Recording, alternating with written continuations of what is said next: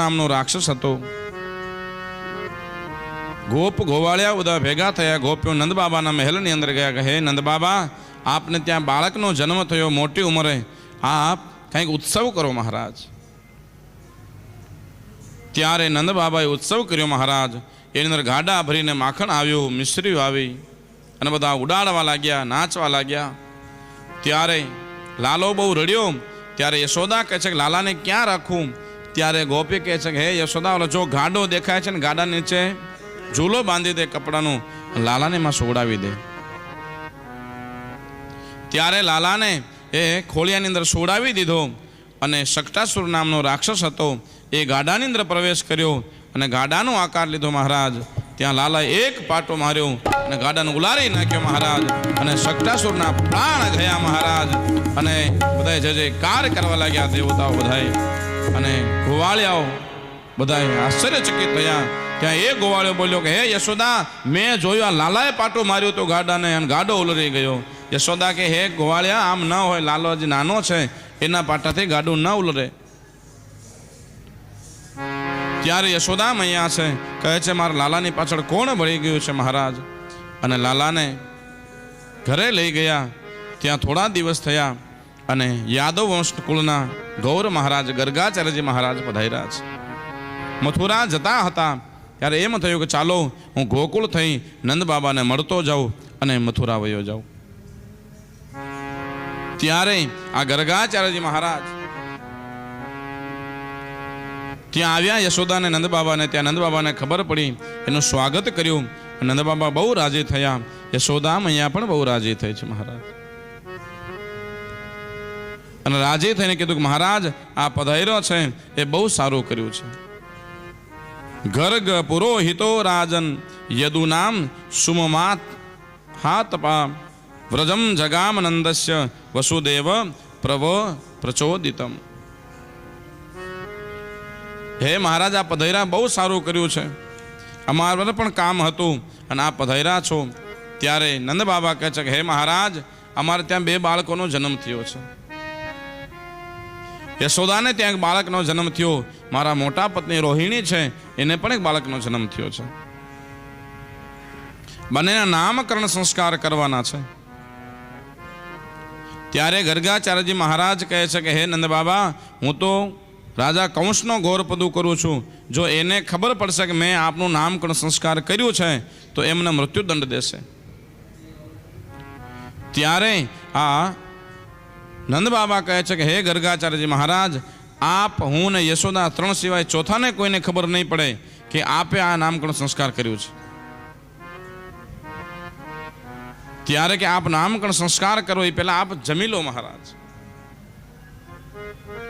ત્યારે ગર્ગાચાર્યજી મહારાજ કહે છે કે હે યશોદા, તું એક કામ કર, મને કાચું સીધું આપી દે, હું મારી હાથે બનાવી ભોજન અને જમી લઉં.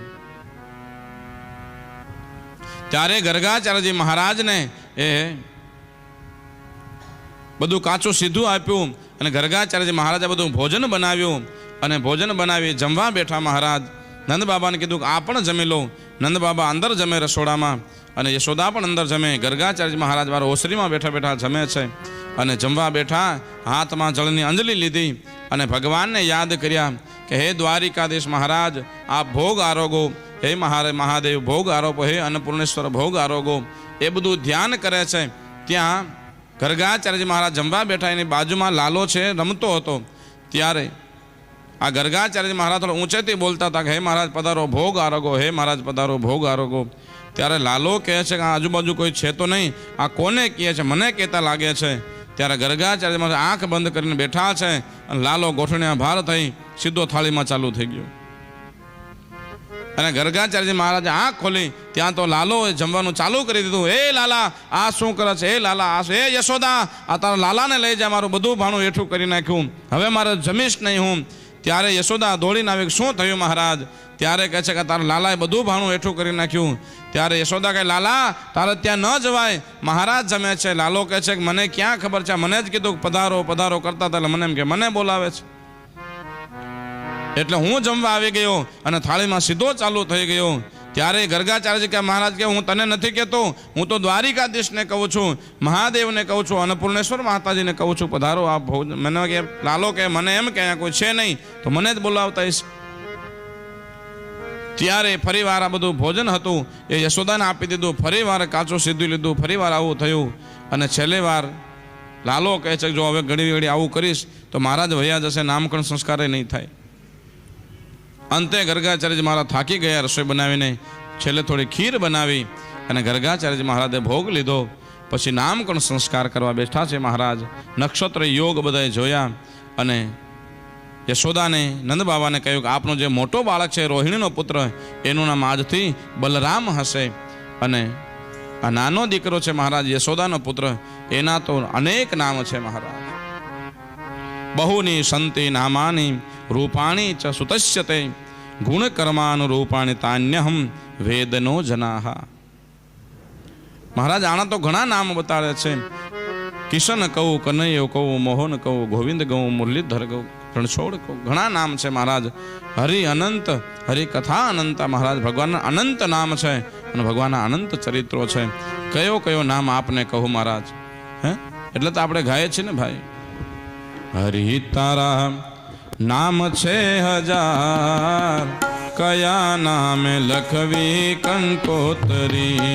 હરિ તારા નામ છે હજાર, કયા નામે લખવી કંકોતરી. રોજ રોજ બદલે મુકામ, કયા નામે લખવી કંકોતરી. રોજ રોજ બદલે મુકામ, કયા નામે લખવી કંકોતરી. કોઈ તને રામ કહે, કોઈ તને શ્યામ કહે, કોઈ તને રામ કહે, કોઈ તને શ્યામ કહે. કોઈ તને રામ કહે, કોઈ તને શ્યામ કહે, કોઈ તને રામ કહે, કોઈ તને શ્યામ કહે. કોઈ કહે નંદનો કિશોર, કયા નામે લખવી કંકોતરી. કોઈ કહે નંદનો કિશોર, કયા નામે લખવી કંકોતરી. હરિ તારા છે હજાર નામ, કયા નામે લખવી કંકોતરી. હરિ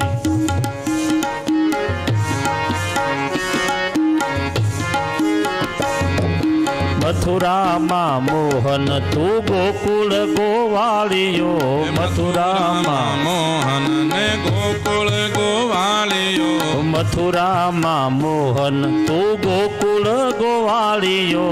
મથુરામાં મોહન ને ગોકુળ ગોવાળિયો. એ વનરાવન નંદનો કિશોર, કયા નામે લખવી કંકોતરી. વનરાવના નંદનો કિશોર, કયા નામે લખવી કંકોતરી. હરિ તારા છે હજાર નામ, કયા નામે લખવી કંકોતરી. હરિ તારા છે હજાર નામ, કયા નામે લખવી કંકોતરી.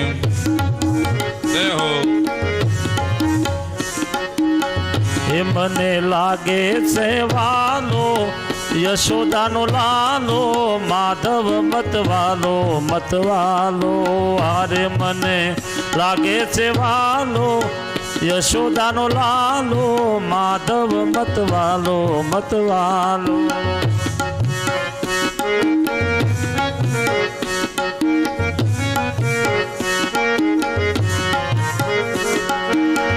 એ જન્મ જેલમાં થયો તોય ખીલતો રહ્યો.